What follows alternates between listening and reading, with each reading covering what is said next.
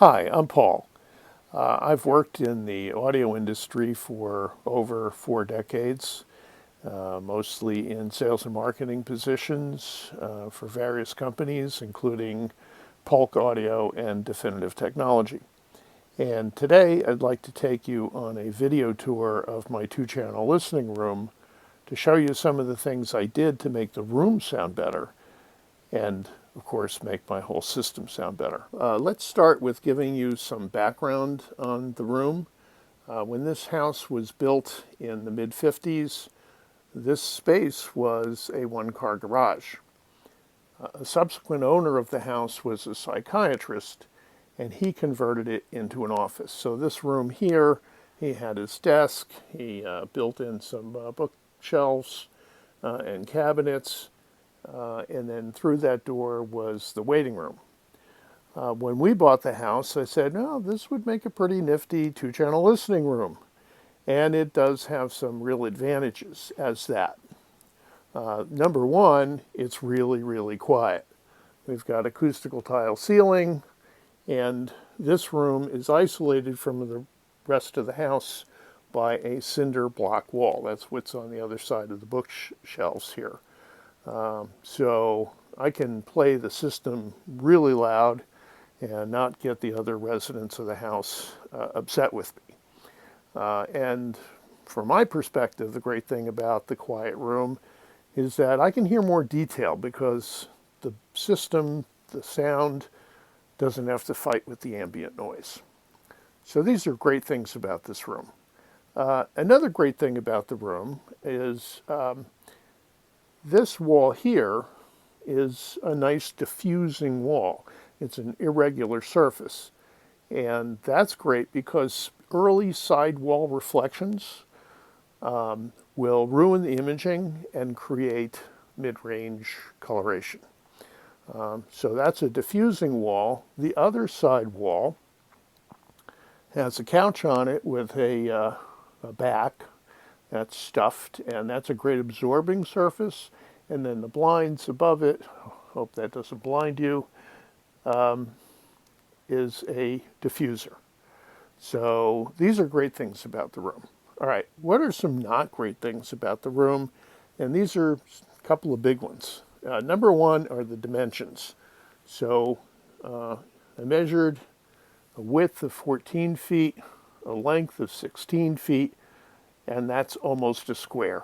And squares are bad for sound, specifically for bass, because it promotes standing waves, and standing waves create dead spots of bass in some parts of the room and overly loud bass in other parts of the room, and standing waves are a real problem. So because of the dimensions of the room, this is not a great room, and I've got to overcome that.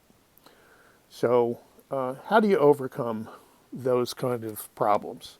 Well, you use something called a bass trap. And if you look for bass traps online, you'll find lots of companies making them, just ready-made things that you can just buy and pop in your room, and they'll help. This one here is actually a kit that I bought from K.I.S.S Acoustics. And it's filled with 4 inches of Owings, for me to say, Owings Corning 703 fiberglass. So K.I.S.S sends you the parts. I went out and bought some acoustically transparent grill cloth and assembled it all together and made 2 of them. So here's one here in that corner and another one in the other corner. Obviously I couldn't use 4 because the other 2 corners have doors. So that wasn't going to work. So after I put these in, the bass got better, got more even, was less lumpy sounding, better musicality. So I was pretty happy, but I thought, now, can I do more? Well, I got an idea. I said, okay, I've got these cabinets here, and I got plenty of cabinets, so I don't need any more cabinet space. I took that last one there in the corner, that's near the corner, and I filled that cabinet with Owings Corning 703. And I built a frame, covered it with grow cloth, put that in there, and you know what? the bass was even better still. So that went a long way to solving the standing wave problem in the room. Now, the other problem with this room is this wall here. Now, originally it was an empty wall. I had some artwork up there, but it was a highly reflective wall. And I also suspected that the wall was actually going into motion or being resonated by the bass waves in the room, because this is paneling. So you've got this, and it's like, what, maybe an eighth inch thick, maybe even less than that, and it's on wooden studs. And I just had this intuition that this was acting as a tympanic surface and doing something to the bass.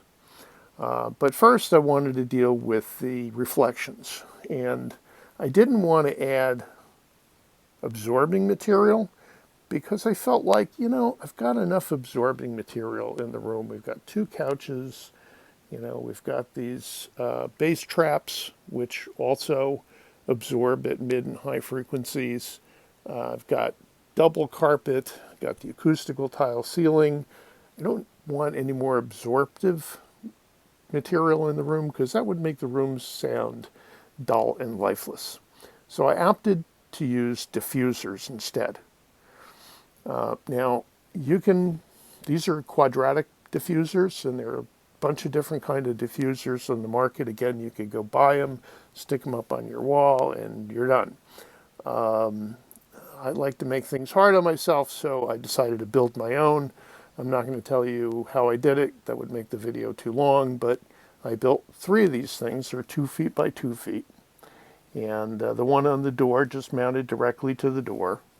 And the 2 on the wall, I mounted to 1 by 3 lumber. And that lumber is screwed into the studs of the wall.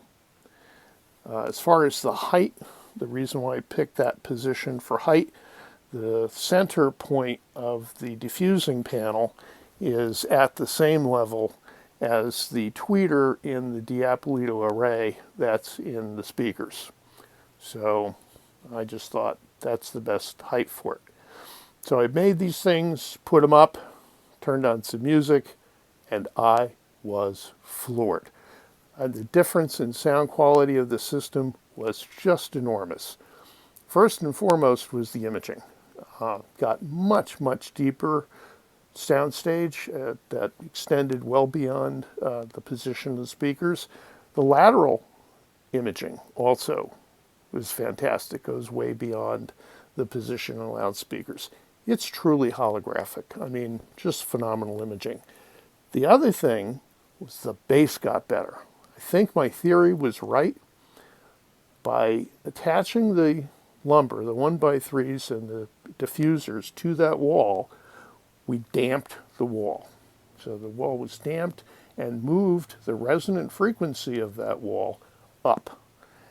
The difference in bass was dramatic. It's tighter, flatter, more musical, it hits harder, just a remarkable difference. So those are the 2 problems I had: the dimensions of the room and the standing waves, and the early reflections off the wall behind the loudspeakers. And, I came up with some pretty simple, inexpensive ways of dealing with those problems. Now, let me tell you about the audio system itself. The speakers are Definitive Technology STL, floor standing speakers. And for sources, we have a Marantz ND8006, which is a CD player, but it's also a streamer. It's a streaming box, so I can get all the streaming services and TuneIn Radio and AirPlay and etc.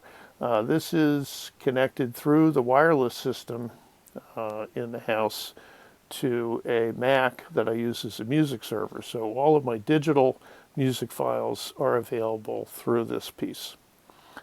For a turntable, we've got a Clear Audio Concept. Originally it had the moving coil cartridge on it, but I destroyed that because I'm a klutz. I broke the stylus. So right now I've got a Denon high output moving coil on there. For preamp, we've got the Parasound P6 solid state preamp. Phono preamp is a Parasound JC3 Junior. Great sounding little phono preamp.